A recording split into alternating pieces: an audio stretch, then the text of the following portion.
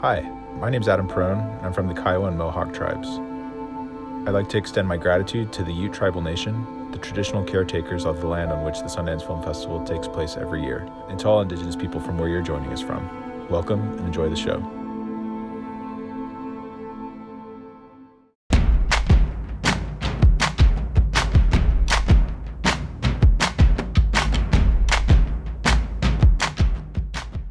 Hello, I'm Kimberlé Crenshaw, Executive Director of the African American Policy Forum, Professor of Law at UCLA and Columbia Law Schools, and a Sundance board member. I'm delighted today to be speaking with four distinguished thought leaders that can help us grapple with the connections between these three last Wednesdays in January, Wednesdays that shook our nation to its very core. In the aftermath of such a tragedy, we'll be examining the implications for the storytelling industry of these shocking events. So the first three Wednesdays of 2021 involved first a siege of the Capitol in an attempt to overthrow an election. Second, the impeachment of the president for inciting that seditious mob. And lastly, the inauguration of Joe Biden in a Capitol guarded against its own citizens by thousands of soldiers.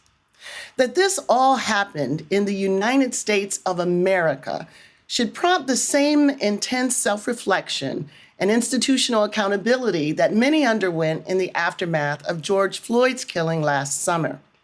And as Carrie Putnam noted in her opening remarks to this festival, in a moment when the media landscape is more polarized and consolidated than ever, we see a lot of content that reinforces the status quo. We need stories to change that. Although we at Sundance could not have possibly planned a discussion prompted by an attack on the citadel of American democracy, festival director Tabitha Jackson quickly mobilized to find space for this essential conversation.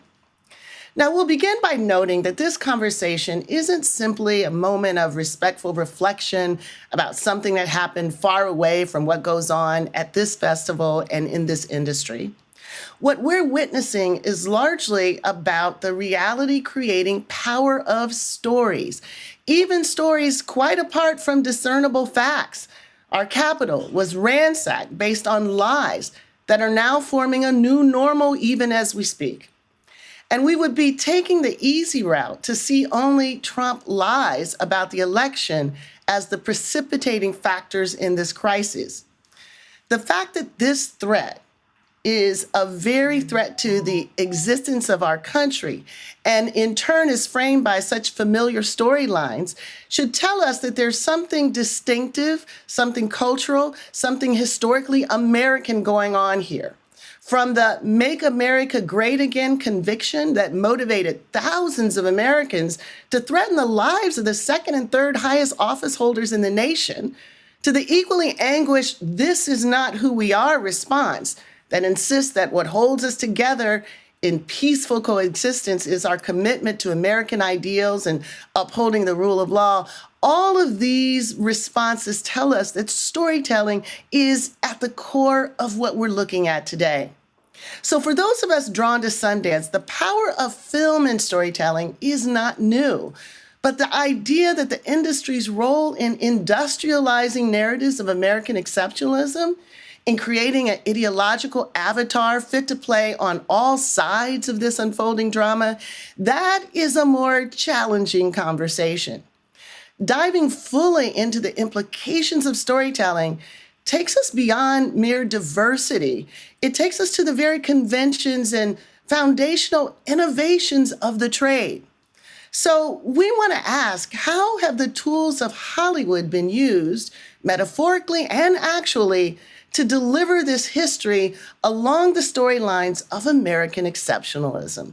What are the sing-song lines that everyone here can rally around, and what are the discordant ones that virtually nobody knows? What does it mean to say that our democracy has been tested but never buckled, when that's put up against the forgotten histories of Wilmington, North Carolina, and Tulsa, Oklahoma? What is the score that turns raw footage of mob aggression into patriotic defense of our cherished ideals? We want to ask what the conventions of American narrative are that queued up this moment, the moment now followed by expectations of reconciliation, just as we near the ending credits. So the questions go to the core, the founding principles of American cinema. To this very day, a massive tribute to D.W. Griffith sits inside Hollywood. Often called the father of American filmmaking, his Birth of a Nation brought dazzling technology to a 50-year campaign to settle the memory of the Civil War and to valorize the orgy of violence that ended biracial democracy in the South. And as Griffith himself said in 1915, the real nation has only existed the last 15 or 20 years, for there can be no union without sympathy and oneness of sentiment. So what does it mean when a founding document for American cinema is a spectacular, heroic narrative of white supremacy, political terrorism, and the rise of the Ku Klux Klan? So if we think about Griffith as one of the founding fathers of this form of American storytelling, what is his legacy? What is the equivalent of the 1619 Project for Hollywood? It was the literary titan James Baldwin who once remarked, "The great force of history comes from the fact that we carry it within us. History is present in all that we do." So to understand how we got here, we need to turn inward and understand the story of us. So the panelists you'll hear from today have long been attempting to tell that fuller story of us, of who we are. These are thinkers steeped in critical understanding of our history who say and say again, this is America. Bryan Stevenson is the founder and executive director of the Equal Justice Initiative and the author of the best-selling memoir, Just Mercy, a story of justice and redemption.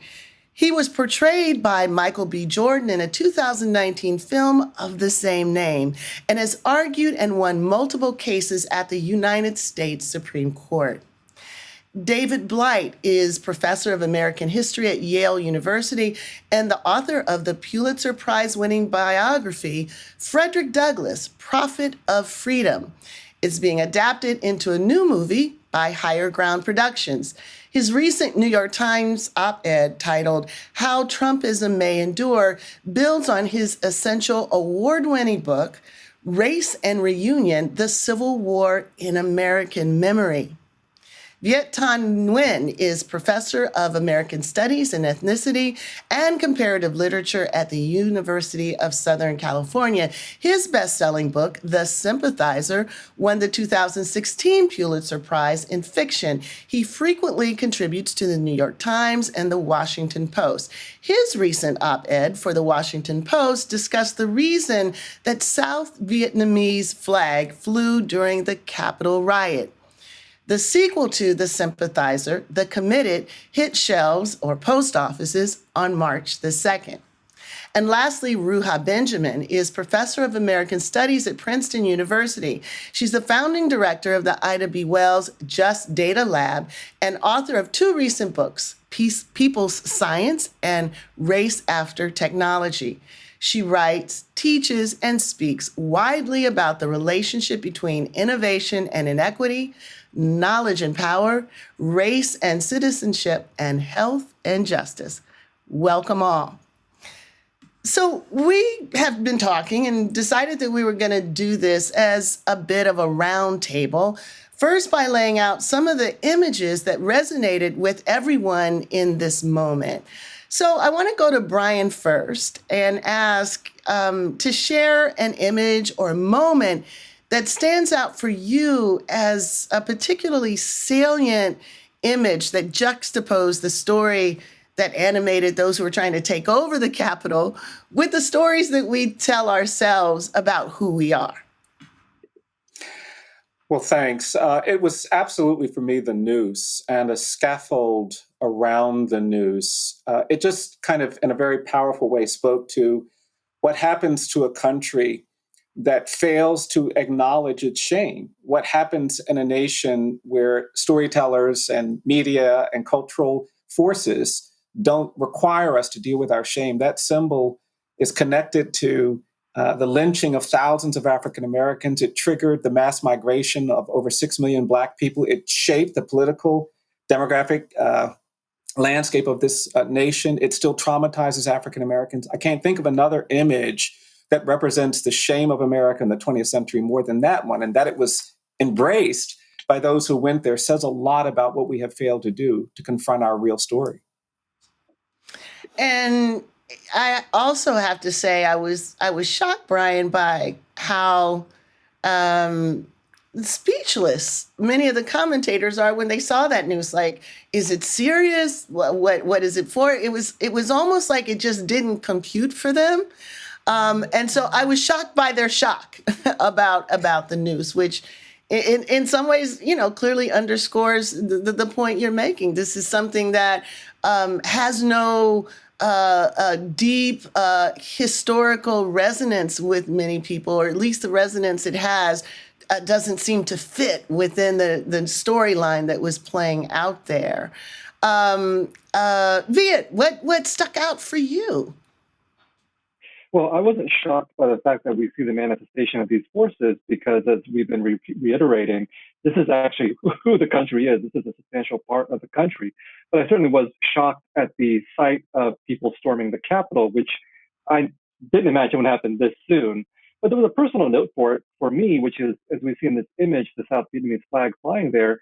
And my first thought was, why are we involved in this, Vietnamese people? And there is an alignment here of the lost causes of the Confederacy and also of South Vietnamese nationalism, a radicalized nostalgia for the way things were and must have been better at some point in the past. But for the Vietnamese people, their historical experience has nothing to do with what's been happening in the United States. But we see here a form of radicalized nostalgia for Vietnamese people, which aligns with white supremacy, with anti-Blackness, with strongman populism. And I think the Vietnamese are actually not unique. And this is important for me outside of my own personal experience. There were people who were not white at this attack at the Capitol. And Trumpism has found a significant base of support among some populations of people of color. And we have to ask why that's happening. What is the power of the narrative of Trumpism and the lost cause and taking back our country that is seductive, not just for certain kinds of white people, but also for certain kinds of people of color in this country as well. And I want to put a pin in just that, because we want to talk about what I think to some observers is that curiosity and perhaps even a challenge. How can we talk about this January 6th event and the politics and the narratives that led to it in the same register as we talk about white supremacy, when there were obviously other people of color involved in it? So unpacking how narrative functions and how white supremacy exists within American narratives is an important part of our conversation. David, what about you? Well, Kim, first of all, thanks. It's a great honor to be on this panel with this amazing group of writers and thinkers. Well, for me, it was that guy with the Confederate flag inside the Capitol. The first night I saw it, I had to really sit down and just do a double take. It was a sort of an, oh my God, they're carrying the Confederate flag inside the U.S. Capitol. That has never happened. But over time here, I've had to look at that over and over and over on panels, but also it's everywhere. And now I really want, whenever I see it now, I think, what's in their heads? What's in that guy's head? What stories are rumbling around in their heads? They're taking a new lost cause. They probably are taking a new lost cause, Trumpism, into the U.S. Capitol, seizing it, desecrating it, killing people.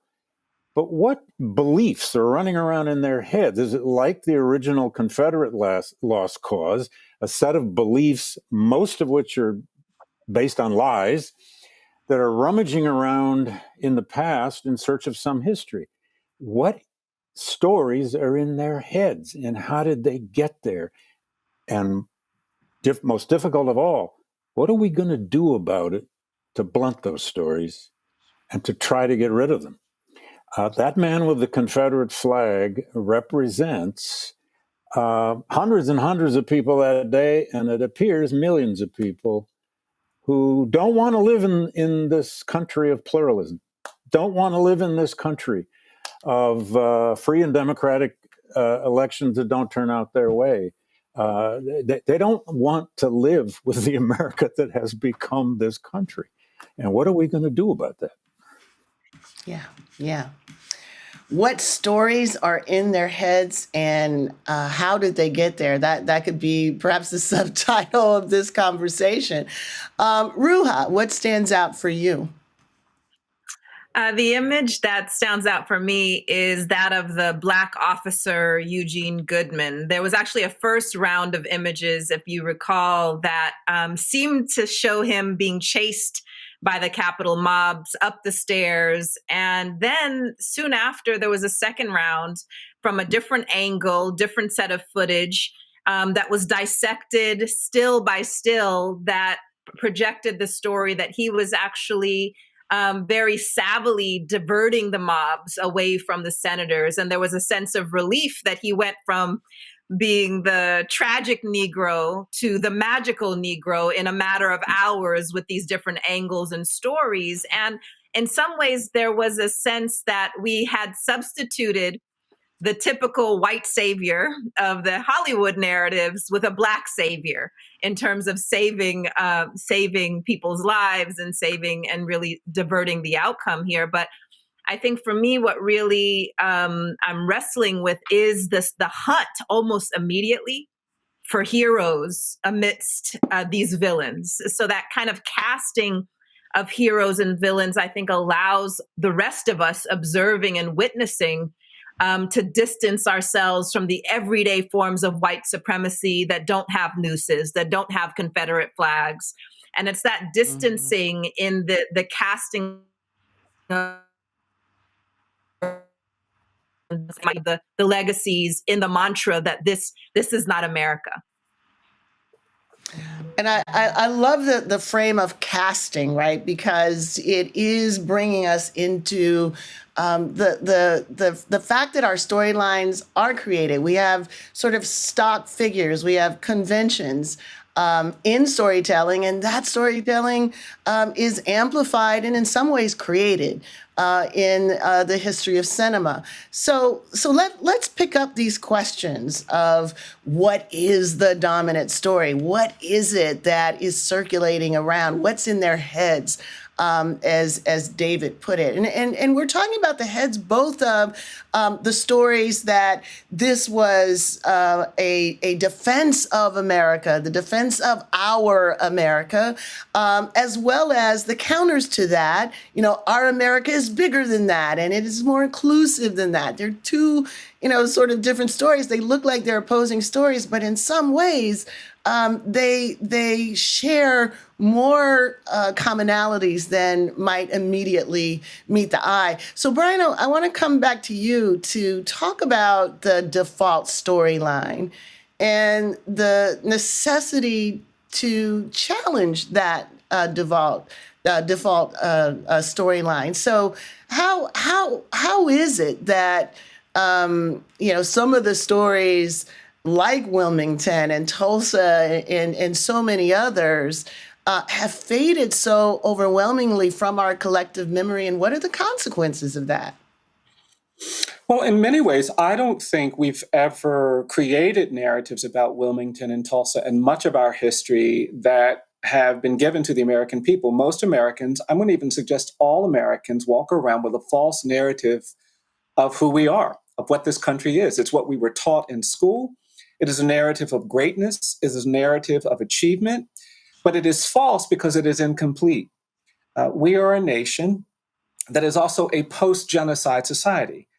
What happened when Europeans came to this continent was a genocide. We killed millions of indigenous people through famine and war and disease. We created a narrative of racial difference. We said that those indigenous people, those native people, they're savages. And we used the rhetoric of that narrative to disconnect from their well-being, their humanity. And we created a constitution that talked about equality and justice, but didn't extend to the millions of Native people who were dying. And we used that narrative of racial difference to then get comfortable with 2.5 centuries of slavery.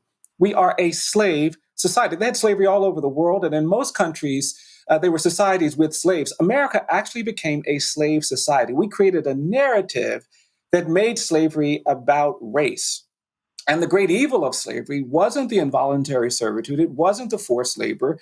It was this idea that Black people aren't as good as white people, that Black people are less human, less capable, less evolved. And that narrative of white supremacy, that was the true evil of American slavery. The Civil War comes and the North wins the Civil War, but the South wins the narrative war because that idea of racial hierarchy, of white supremacy continues. Even some abolitionists didn't believe in racial equality. And that's why I've argued that slavery doesn't end in 1865, it just evolves. We passed the 13th Amendment that talks about ending involuntary servitude and forced labor, but says nothing about ending this racial hierarchy. It's why Reconstruction fails, is because we weren't committed to a narrative of equality. And lawlessness then defines the 20th century. Black people pulled out of their homes, beaten, drowned, tortured, tormented, lynched, sometimes on the courthouse lawn. Our Supreme Court did nothing. Our Congress did nothing. Our policymakers did nothing. We were a nation in the first half of the 20th century that gave in to lawlessness. And that created this mass exodus. And the Black people who went to Cleveland and Chicago and Detroit and Los Angeles and Oakland didn't go to those communities as immigrants. They went to those communities as refugees and exiles from terror in the American South. And then we had the Civil Rights Movement, but even there, the narrative was corrupted. It was a false narrative. We had courageous people who did courageous things, but that narrative of racial difference was never confronted. The presumption of dangerousness and guilt that gets assigned in Black and brown people was never really addressed. So after the Civil Rights era, when we passed the Voting Rights Law and the Civil Rights Law, we had the same phenomena happening that we had after the Civil War, retreat from enforcement. And then we created this new institution of mass incarceration, over-incarceration. And at the beginning of the 21st century, we're hearing from the Justice Department that 1 in 3 Black male babies born in this country is expected to go to jail or prison, and no one responds. We don't react to that with a kind of pandemic level of concern. And our jails and prisons fill up, and Black people are shot and killed on the streets by the police, and people are confused why there's such anger and frustration. So the narrative of America that we need to confront is a narrative we've never been forced to confront. And so the challenge we have is, will we find the courage to do this? Because in other countries where this has happened, South Africa, Germany, there was a tremendous shift in power. Black South Africans took over. That's why you had Truth and Reconciliation. In Germany, the Germans lost. That's why there's a Holocaust memorial in Berlin. And the consequence of that shift in power has yielded something that I think is powerful. When you go to Berlin, there's a reckoning with the legacy of the Holocaust. You couldn't, I don't believe, succeed too long by talking about make Germany great again, by invoking some romanticized vision of the third.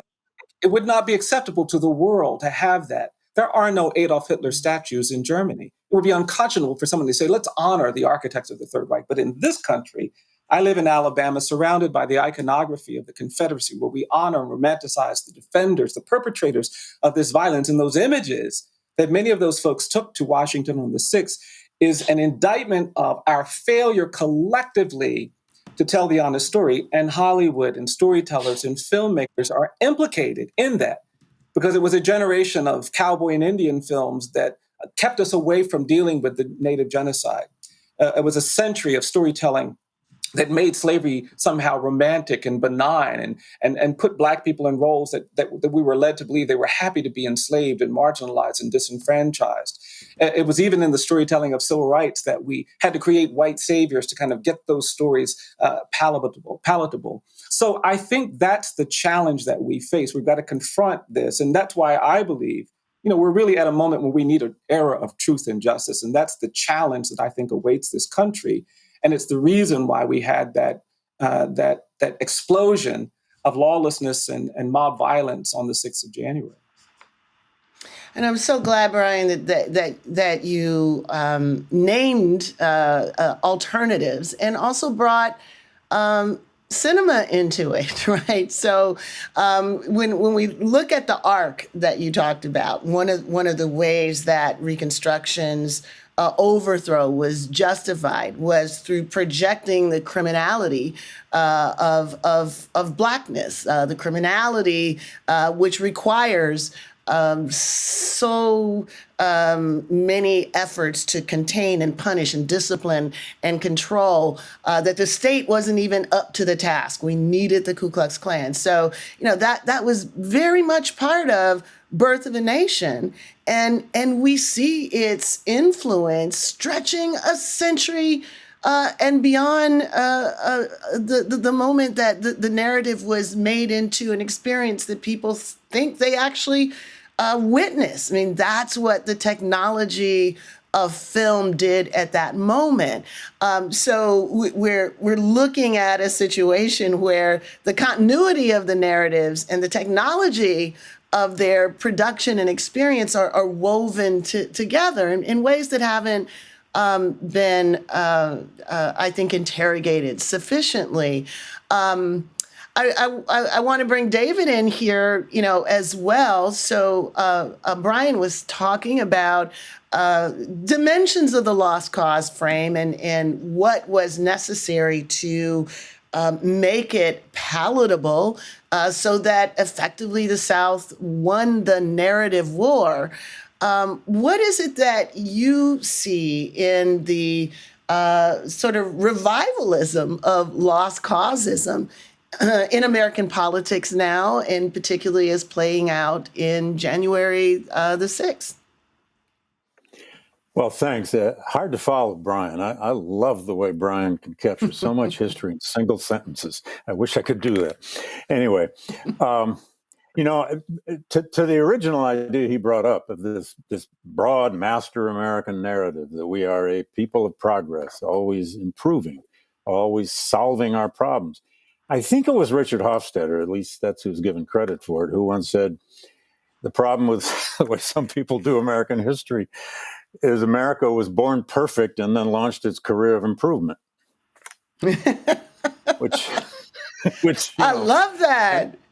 1776 commission, right? Exactly. That's current. That's why that 1776 project, well, it's one of the reasons it's to be denounced and avoided. But anyway, in the wake of the Civil War, to go right to the core of where Bryan took this, the closest thing we ever had to it really wasn't, but the closest thing we ever had to a Truth and Justice Commission were the Ku Klux Klan hearings, as Bryan knows. In 1871, the Grant administration, to its credit, went after the Klan, especially in South Carolina, but in other up South states as well. And they ended up holding hearings in 7 states. It developed 14 massive volumes of testimony. These were perpetrators of violence and these were victims of violence. And after these testimonies that went on in 7 different states with tribunals of congressmen, by the way, Congress had never done anything like this before. They ended up, and the purpose of this was to try to prosecute people. They ended up with about 3,000 indictments. About 2,000 others had their charges dropped. 600, and this was for the massive level of tortures and murders and burnings and so on, done by the Klan from roughly 1868 to 71. 600 people were convicted, 250 were acquitted. Most of them got very light sentences.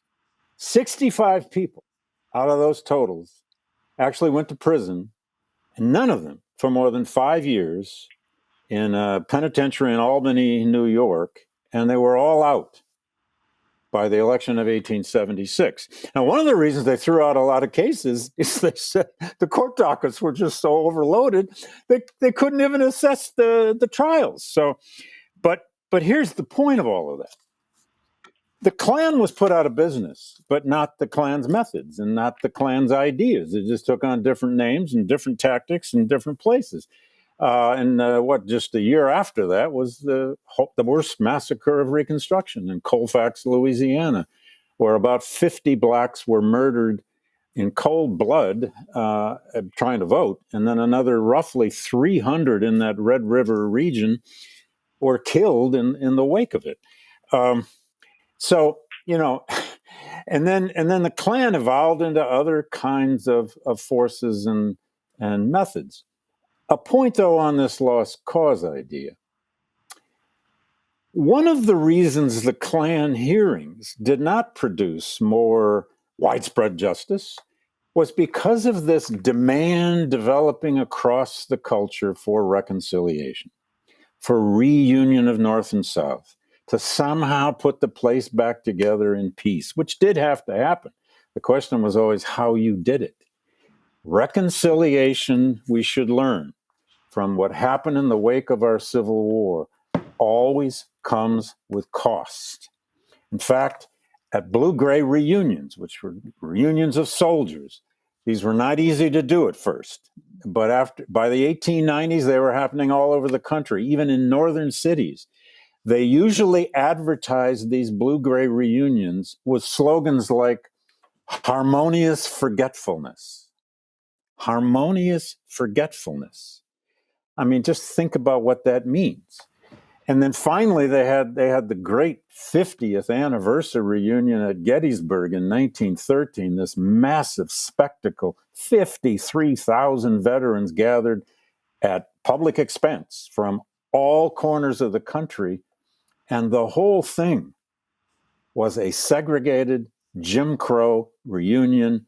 There were no black veterans invited. The only black people at that great Gettysburg reunion were black men who built the latrines, handed out the blankets to the old soldiers, and worked in the kitchens that provided the food. The United States, at its 50th anniversary of Gettysburg and therefore the Civil War, had a Jim Crow reunion. And the whole spirit of that reunion was captured by none other than Woodrow Wilson, who was the first Southern-born president elected after the Civil War. He didn't want to go to Gettysburg, but he was told by aides, no, sir, you have to go. You don't understand. You have to go. So he comes, he shows up, he gives a speech in a giant tent to all these veterans. And what does he call the Civil War? He calls it the quarrel forgotten. Just the quarrel forgotten. And he left them with this image of all these glorious old men looking into each other's eyes and finding love again. Anyway, that's what harmonious forgetfulness gets us. And the warning there, and I'll stop with this, the caution, of course, is all this talk of unity now, all this talk of healing about our recent experience, whether it's 6th January or everything in the Trump years. Our history tells us be very careful about how much healing you promote without real justice to go with it. And that's our task in front of us right now. And it isn't going to be any easier this time than it was 100 years ago. As for someone who can sum up a history in amazing detail, David, obviously your work does that. I also am just moved by the last part you mentioned, because you've got Woodrow Wilson basically amplifying what Griffith says Birth of a Nation is all about. As I said earlier, there can be no union without sympathy and oneness of sentiment. Oneness of sentiment about what? That Reconstruction had been a mistake, that racial hierarchies are real, that good government basically requires the exclusion of people who are not, qualified to participate in it. And this becomes enormously popularized, industrialized, spread, made to be just truth through Birth of a Nation, through film, language. So this is a place where technology and ideology come together. So Ruha, let me bring you in on this one. What should we make of this historical moment? After all, Woodrow Wilson is the person who said Birth of a Nation was like history written in fire. It was an achievement. It was an accomplishment, partly because of the skill of telling a lie that Griffith was able to make happen. Are there in this moment analogies that tell us that we are going around the bramble bush again? Absolutely. And so media technologies are just one sort of niche of technologies that both reflect and reproduce the racist status quo. So if we think of storytelling as part of the DNA of humanity, then so much of this legacy of white supremacy is being baked into technologies that are having an impact on every area of our lives. And so it's especially pernicious in the decisions, consequential decisions that we are not even privy to, whether we get a certain treatment or not at the hospital, whether we are paroled or not by a judge, whether we are admitted into a school or not, whether we get that home mortgage or not. All of the decisions about our lives are being mediated by automated systems that are this larger umbrella of technology that in so many ways both reflect and reproduce the racist status quo. And the lie at the heart of whether it's cinema or these other technologies is that there's some neutral, objective kernel to it, that it has this veneer of objectivity, that the more we believe that it is neutral and objective, the less likely we are to question the stories that are baked into these systems. And so, there's so many examples we could pull from. But I would say that, in addition to our discussion about the watchful public on January 6th, the one other sort of wrinkle I want to put in the conversation is that the public wasn't just watchful, but everyday people were also storytellers on that day and then the aftermath. And what I mean by that is that with the proliferation of social media, people aren't just consuming, but producing stories. And one of the interesting sort of genres in the aftermath of January 6th was the hashtag no-fly list, which were initially videos of Capitol rioters who were being arrested and pulled off of flights or off of other transportation and recording those. And first those went viral. Then there was a second round of videos that took the original footage and remixed it and put it to music and created memes.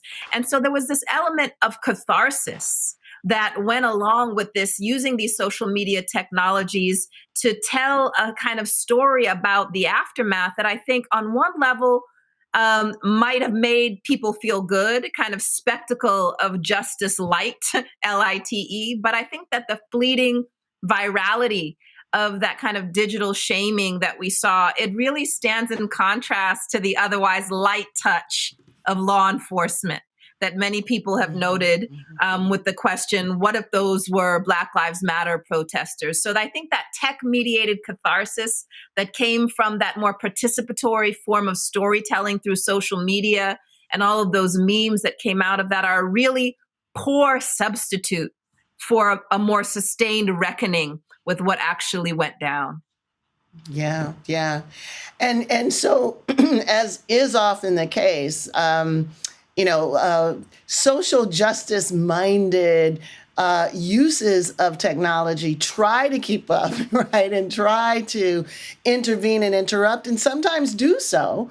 But it's always against the backdrop of who has access first to technology and what the dominant narrative line is. These are interruptions against pre-existing narratives. And so, Viet, I want to come to you again on the question of January 6th and this is not who we are, as we marry that to sort of the conventions of character and storylines and characters that we know about, and ask you what you see as a more useful analogy, perhaps, that captures the America that was unmasked by the events of January 6th? Well, I think certainly what happened was that the literal inability of people to wear masks is also a revelation of what was behind the mask for so many of these people and their followers who believed that taking the Capitol was the way to take the country back. But what I think is another analogy for understanding some of the points that other people have made, for example, Bryan brought up the issue that genocide and slavery are fundamental to this country, and David brought up the issue that America has contradictorily both born perfect and is always improving. I think one of the ways that this happens repeatedly is that Americans believe that they are innocent. We are innocent of all of these things that have happened in our history. So when something like the Capitol attack happens, our reflex is to say, or reflex of many people is to say, this is not who we are, because we're shocked by this kind of a revelation. And yet throughout American history, we are, as a nation, perpetually shocked every time something contradicts our mythology of ourselves. And the narrative of American innocence, I think, is fundamental to the way that American storytelling works, and especially how Hollywood operates as America's unofficial ministry of propaganda. I mean, we don't need an official ministry of propaganda, unlike, let's say, in China or the former Soviet Union, because we have Hollywood, where liberal values oftentimes intersect with dominant American values. And I think Birth of a Nation perfectly exemplifies this kind of function that Hollywood plays. So, of course, now we can look back at that film and renounce the fact that the KKK is the central protagonist of that movie. But in fact, Hollywood has taken the template of Birth of a Nation, from the rescue of a damsel in distress to the rescue of a nation to fending off hordes of colored people and privileging white heroes, and made that the template of many, many Hollywood blockbusters. And so what I like to say, looking at this intersection of Hollywood storytelling and American tragedy, is that all wars are fought twice, first on the battlefield and the second time in memory. And certainly we see that with the Civil War and the lost cause ideology, that we're still fighting this war over and over. We see it in things like the Vietnam War, where the United States lost and yet has fought the war over and over again. And it illustrates the power of American storytelling out of Hollywood, in that Hollywood has the power to write history. And so even though the United States lost the Vietnam War, it has actually written the history of the Vietnam War for the world through cinema. And even though the Confederacy lost the war, the power of the lost cause ideology has meant that the narrative of the lost cause has been very central to American storytelling. So when we try to contest this idea of American innocence, we have to think about the power of storytelling and who has access to that power. Hollywood is certainly an industrial mode of storytelling, and all the various inequalities of American society and the legacies of structural violence and of racism are embedded in the way that Hollywood operates. And we have to contest both the operation of power and how it is that we tell stories. And Viet, while we're on that, so in your novel, you write about a character who tries to interrupt the conventional stories, the conventional ways in which America maintains its innocence, along with the framing of Birth of a Nation as a consistent frame through which the characters save and come to the rescue of what's seen as deeply American, the innocence and the valor. So first of all, I'm really curious about what the lessons are from looking at the American gaze, not just inside, but outside what you were trying to do there, but also the way in which the implication here is more than a diversity line. It's not like just recast or put more non-white characters at the center, because sometimes putting non-white characters in the center of a frame that's still, deeply infused with these storylines just builds into the problem, not interrupts it. I think we have to be aware of storytelling in two dimensions. One is the story that we see on the screen or on the page, and the other is, again, the industry that makes stories possible. So on the screen or on the page, I mean, one of the most important things we have to confront is that people aren't simple and countries aren't simple. If we believe in the idea of innocence, then we're shocked. But Hollywood storytellers and anybody who's written a story obviously knows that most people are probably more like Dr. Jekyll and Mr. Hyde. We have contradictory aspects of our personalities. As Scott Fitzgerald said, the true test of a fine intelligence is to hold two opposing ideas at the same time and still be able to function. And again, American innocence short circuits that ability to function. But people outside of the United States who have been subject to American power find it fairly easy to understand that the United States is Dr. Jekyll and Mr. Hyde, that there's good parts and bad parts of the country that are fundamentally at odds with each other and are born out of the original conditions of this country. That makes for great stories that if we can confront that kind of a contradiction. Now, the other problem is that the industries of storytelling are a little bit different. So it's very difficult to do something like change the direction of Hollywood or change the direction of a blockbuster when a blockbuster costs $100 or $200 million to produce. And that's part of the tragedy or the comedy that I outline in my novel. But we can see that when people who are outsiders try to operate within Hollywood, even with the best of intentions, sometimes they get either blocked by this kind of industrial power, this inequality, or they also get seduced by the power of basic American narratives. So Apocalypse Now, for example, great anti-war movie, but it's a movie that returns Americans to the center of the story so that they would rather occupy the center of the story as the anti-heroes and as the villains if that's what it takes. And then Spike Lee makes The Five Bloods. I'm a huge admirer of Spike Lee, but what that film basically does is to insert Black men into that very same story to take up the position of the anti-hero at the expense of the Vietnamese and at the expense of a certain kind of complexity of history. And so the power of that narrative of the Vietnam War, of putting Americans at the center at the expense of everybody else is a narrative that's seductive, not just for white people and white men, but also for other peoples of color in the United States as well.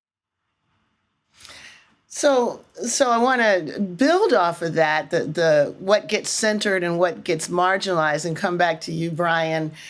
So the rallying cry of "Make America Great Again," we can't quite call that a dog whistle because a lot of people can hear what that is. We've talked about the silences that facilitate this, but building on Viet, how has Hollywood contributed to this notion that our greatness is behind us? Well, I think it's failure to tell the whole story, to complete the story. I mean, I think that Hollywood broadly and filmmakers around the world have done a really tremendous service, positive service, by exploring the Holocaust. There are hundreds of films about the Holocaust, and each of them bring to light aspects of that horrific period that continue to deepen our appreciation of all about that era that was tragic. And it makes all of us commit to say, never again.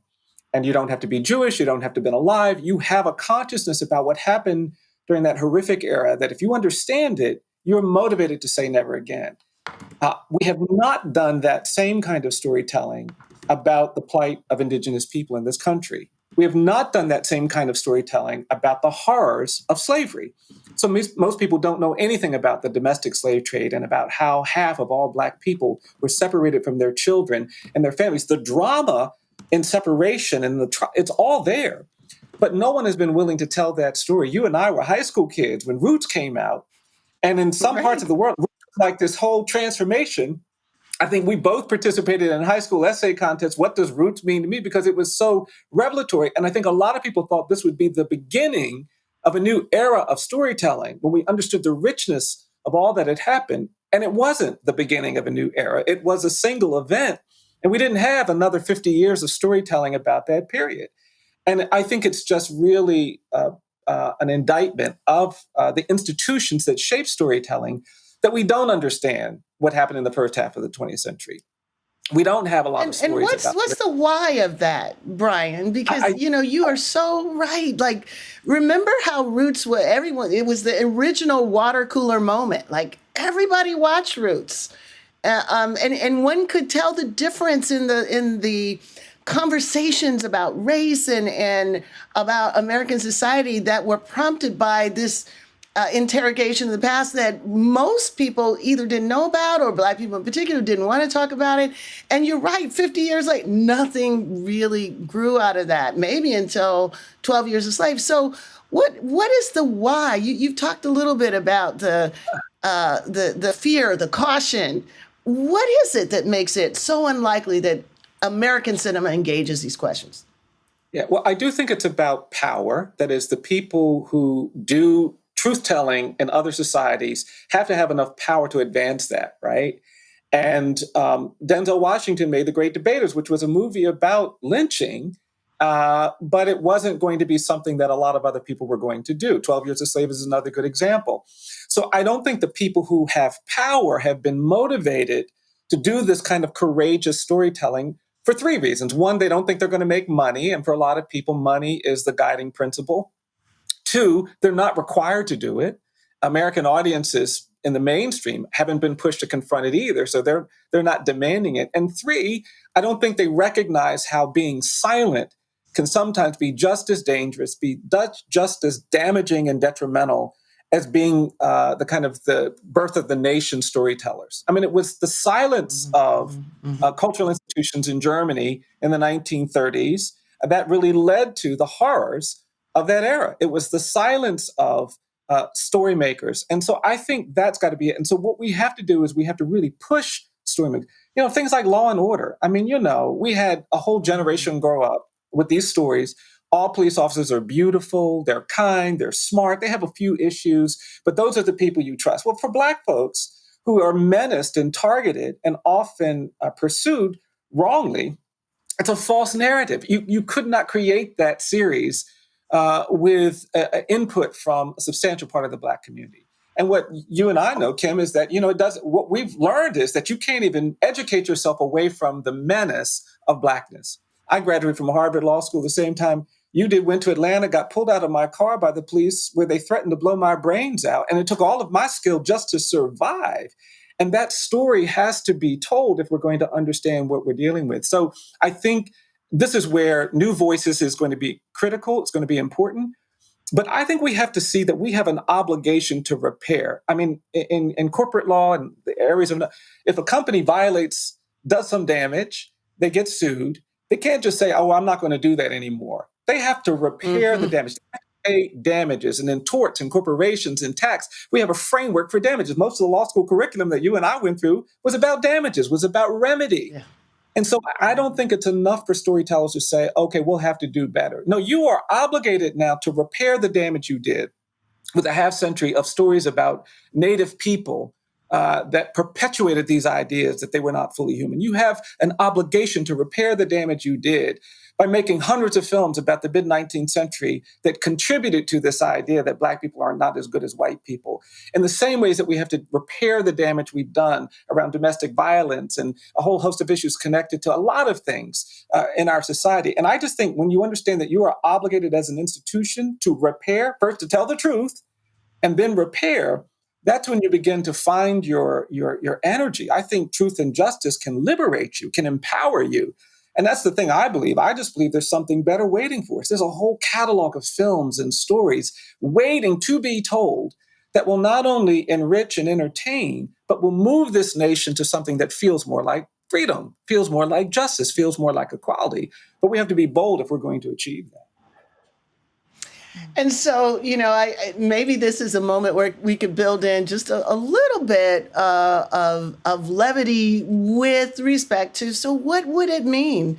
What are the cautionary tales that we want to be able to just hint at about how that responsibility can be taken up, let's say better than it has in the past? So I teach a course at UCLA called Race, Representation, and the Law.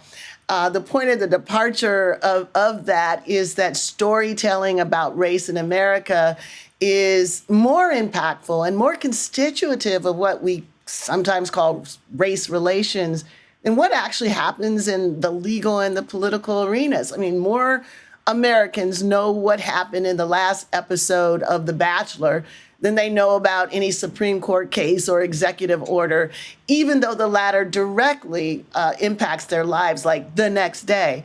So learning language of film, learning about its history, its racial grammar, it gives us a deeper literacy about America. So one of the highlights of the course is we do our own Oscars at the end, and we give out awards for best performance as a predictable trope or character or storyline in cinema's ability to represent race in America. So I'll say Atticus Finch, he wins every year in the role of great white savior. But Gene Hackman's character in Mississippi Burning, he gives Atticus Finch a run for his money every time. So I'm curious about what it is about the ego of viewing audiences that necessitates stories about racial power when they are told to be told through a saving white figure. That's my constant question. But I'm curious about all of the favorite tropes, conventions, character storylines that you all see as part of Hollywood's rare forays into these forbidden environs. So why don't I come back to you, Viet, on that? What could be a category in our award ceremony? Well, I recommend that everybody read Charles Yu's novel Interior Chinatown, which just won the National Book Award in fiction, because it's written as a screenplay and it tackles exactly the issue you're talking about. It's a novel about a bunch of Asian American actors who cannot escape the roles that Hollywood has historically given to them as characters in a Chinatown kind of setting. So that if you're an Asian American and there's a TV show like Law and Order, there's always going to be an episode where the cops go into Chinatown. So Interior Chinatown is about Asian Americans who only play extras with no names. The Asian guy, the Asian girl. So that would be our Hollywood category. We would never get to be Atticus Finch. We just get to be the Asian waiter or the Oriental gangster or the Chinese prostitute and so on and so forth. And so every year there has to be Oscars for us in those particular categories. And one of the things I'll say is, if you're a minority in American society, of whatever kind, racial, sexual, whatever, you live in a condition of narrative scarcity, which means that almost none of the stories are about you. And so when something comes along like Crazy Rich Asians, all the Asians freak out because like, oh my God, there's a story about us. And if you're part of the majority, you live in narrative plenitude. Almost all the stories are about you. So if a bad movie comes along, you don't care because there's 1,000 other movies all about people exactly like you. And so part of what it means to be equal in this country is for those of us who have lived in narrative scarcity to have the opportunities for narrative plenitude, to have, as Bryan said, many, many stories about our experiences so that if one story fails, it doesn't matter. And that we have the opportunity to have the equal right to be mediocre, just like every other American. So when we tell our stories, we don't feel the pressure that we have to represent the race, represent the community, and try to win this Oscar. We can just be average like everybody else. Wonderful. Ruha, what category would you propose? First of all, I love that idea of narrative plenitude. I love that, Viet. And so I think for me, the counterpart of the white savior would be the Uncle Tom. And so I would give the best depiction of an Uncle Tom to, let's say, Samuel L. Jackson in Django. And and on a more serious note, again, he saved that movie. He did. I'll just follow Viet's example by just adding to the levity, but also kind of closing thought for me is really putting a finer point on this idea that imagination, as this even more broad than storytelling, imagination is a contested field of action. And it's not an ephemeral afterthought that we have the luxury to dismiss or romanticize. Imagination is a resource, a battleground, an input and output of technologies and social order. And so I think we need to acknowledge that most people are forced to live inside someone else's imagination. And one of the things we have to come to grips with is how the nightmares that we see many people are forced to endure are really the underside of elite fantasies about efficiency, happiness, profit, social control. And so racism is among other axes of domination that helps to produce a fragmented imagination where you have misery for some and monopoly for others. And so the take home for me is that for those of us who want to construct a different social reality grounded in justice and joy, one, we need to take imagination seriously, but we can't only critique the underside, the nightmares.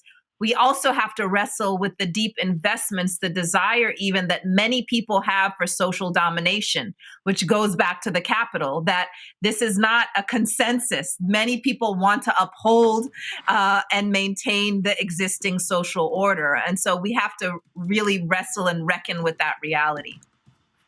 Yes, right.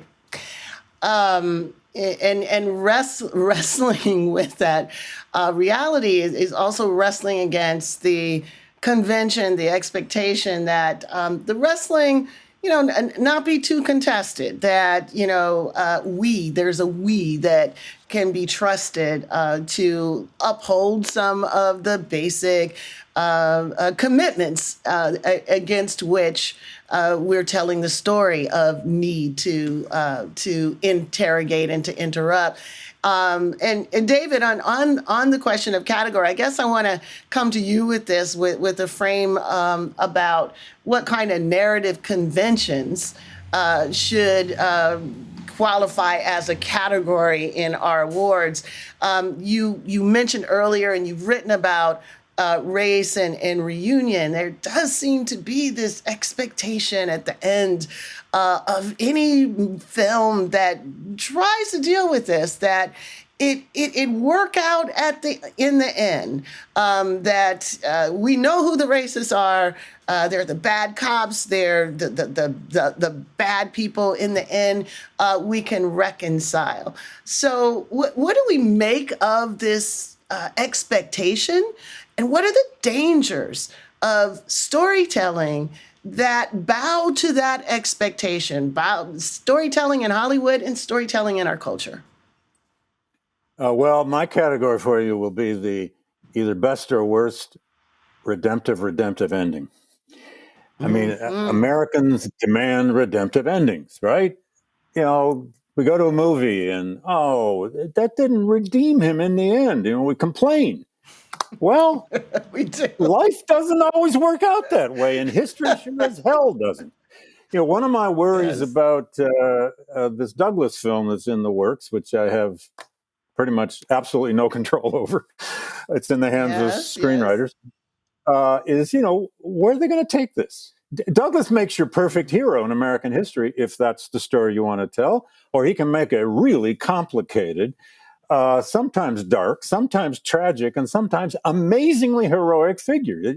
It just depends on when you look and which box you take him out of. And where this film chooses to end has everything to do with that. If you end with him advising Lincoln and, at the second inaugural and honoring Lincoln, well, that's one thing.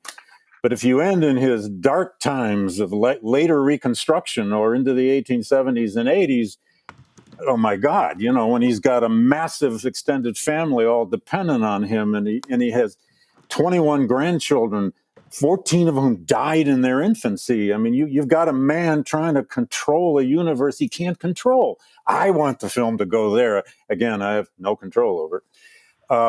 And one thing we learned early in this process. I think you need Bryan's T-shirt. Bryan, what was your T-shirt? Don't judge. My T-shirt was going to be don't judge a book by the movie. Fortunately, I didn't have to. So maybe you might just so it's in your closet, just in case you might have to. Yeah. Go ahead, finish your point. I can come up with one.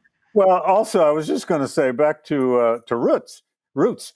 I was a high school teacher when Roots played in Flint, Michigan, in a very large urban high school, about half black and half white.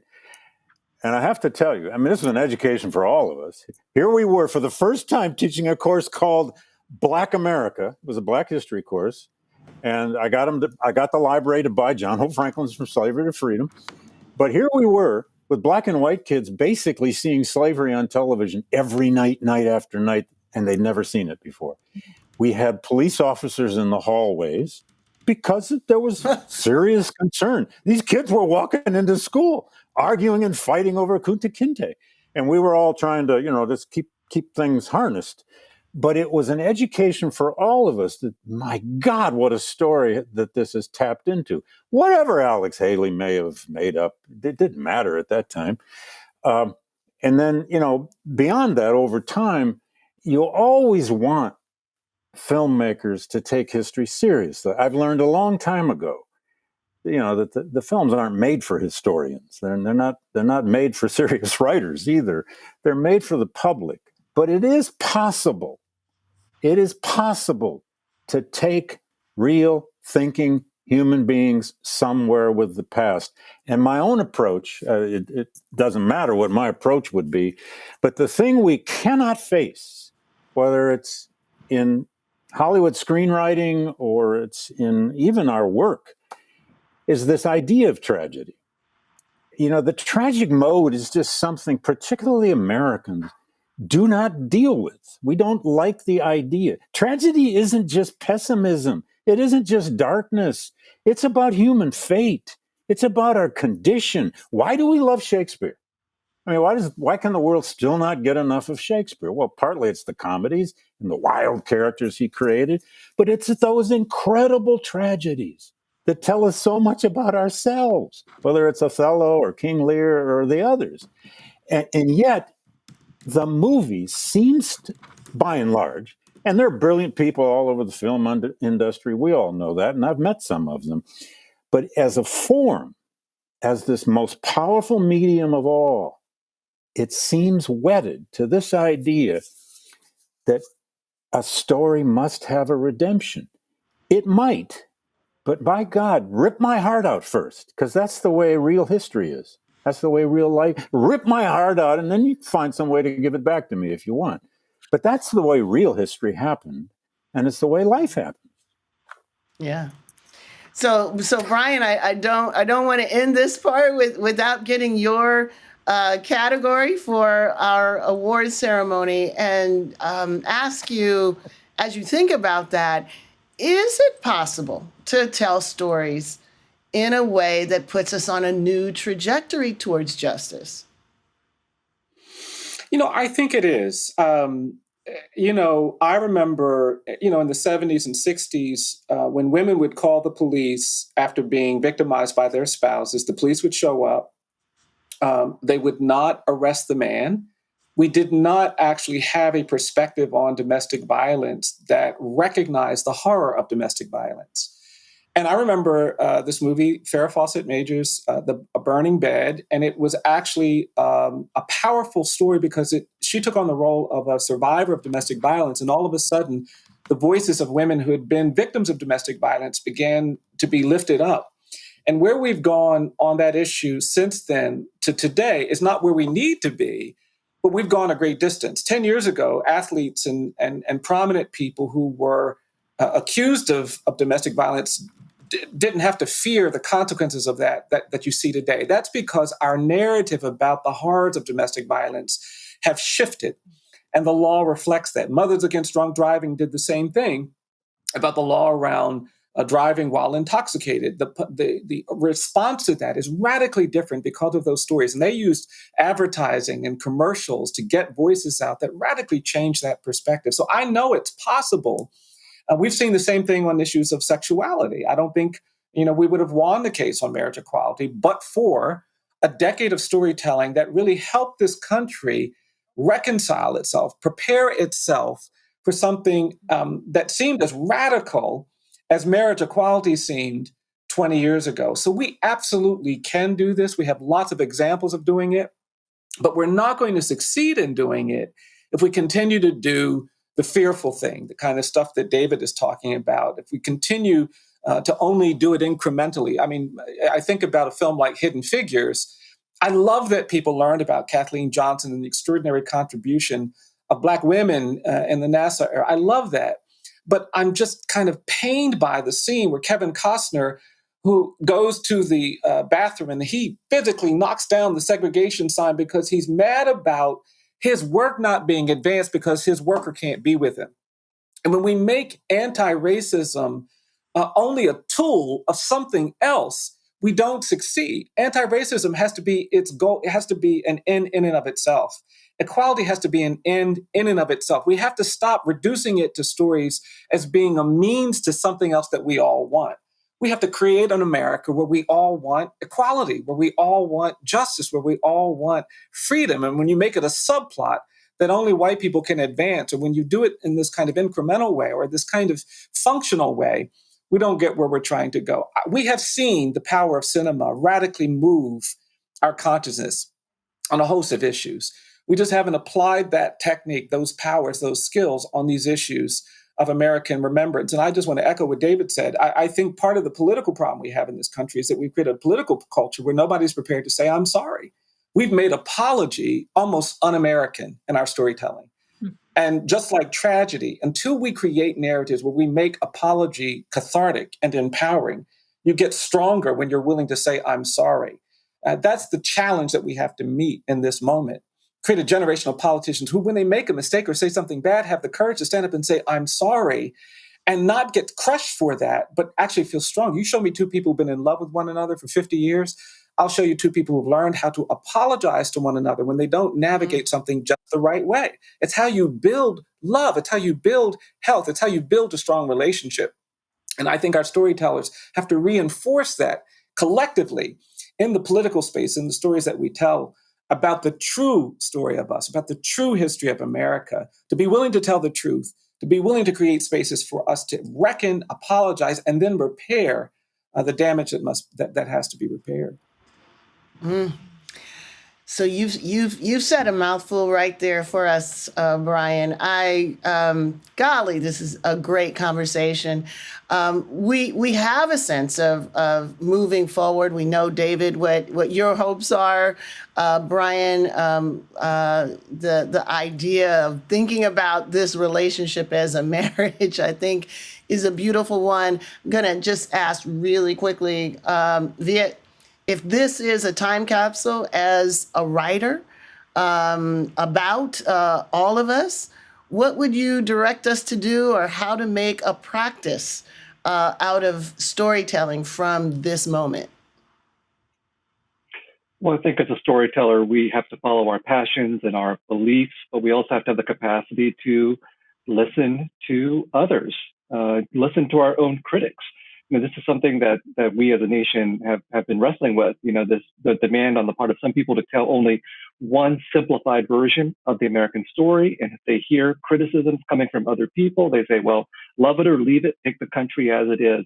So there's a need for storytellers both to have conviction, but also to have an openness of heart and of mind and of intellect, to embrace others and to listen to their questions and their challenges. And the more institutionalized we get, the more power we accrue, the harder it is to hear these other voices and these other critiques. And that's probably especially true in a place like Hollywood, where so much power and money and tradition is involved. And we're all here to try to make storytelling both a more open enterprise, but also a creative enterprise that is more powerful, because it embraces the multiplicity and the complexities of these American stories. And Ruha, you get the last word looking to the future. We began with the new technology of film and how embedded racism and white supremacy were in that. What do we need to be thinking about looking to the future of current new technologies? Well, I would say that any way forward, and we're talking here about a profession that is all about creating immersive and moving performances and stories. We spent a lot of time talking about the stories themselves, what happens on stage. And what I really want to urge is that what happens behind the scenes, behind the screens, is as important, if not more important, than what happens on stage. So we hinted throughout the conversation about power, in terms of who has the power and the resources to materialize their imagination and to bring their stories to life. But what happens behind the scenes in terms of the production of stories, we have to put as much energy in terms of the anti-racism there as the anti-racism we want to depict in the stories themselves. And so again, a profession that's all about creating moving performances has to grapple with the issue of the performativity of anti-racism, just doing things for the applause and making sure that everyone knows about it and hears about it. Instead, we have to do things where you might not get an applause, you might not have an audience.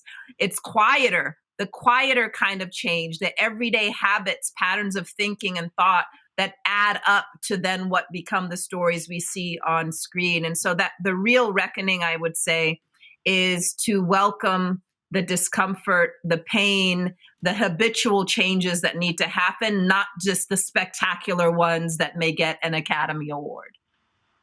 Mm-hmm. So what a wonderful note to end on, a caution, a direction, and concrete ways to think about how do we move from this conversation forward. So I started with a quote from James Baldwin, and just as another example of the duality of our nation's history, I want to close with a quote from William Faulkner, who famously remarked that the past is never dead. It's not even past. So as we move into more uncertain territory as a nation, I hope that this conversation today can serve as a model for how we can look to our unjust past to build a more just future, how we mobilize as a community, not just to build back better, but to build back otherwise, to be truly inclusive, to be democratic, not to be unified in ignorance, but unified in a fight for a better country. And as Ruha Benjamin just highlighted, this might not always be popular, but it is essential to the very existence of our country and our species. So I have thank yous. This would not have been possible without the time and the effort and the inspiration of our amazing colleagues at Sundance. Shout outs also to my colleagues at the African American Policy Forum and the Center for Intersectionality and Social Policy Studies at Columbia for all their research and assistance. And I especially like to thank our remarkable panelists for their flexibility, their immense knowledge, and their good spirit. To be able to speak to Bryan Stevenson, Ruha Benjamin, David Blight, and Việt Thanh Nguyễn in this moment is something that I hold dear, and something I hope everyone listening today was able to learn from. Together, they modeled precisely how we can seek out community, how we can understand what's happened, and how we can prepare and narrate what comes next. As I hope has been made clear in this conversation, our work is far from over. Thank you, and enjoy the rest of the festival.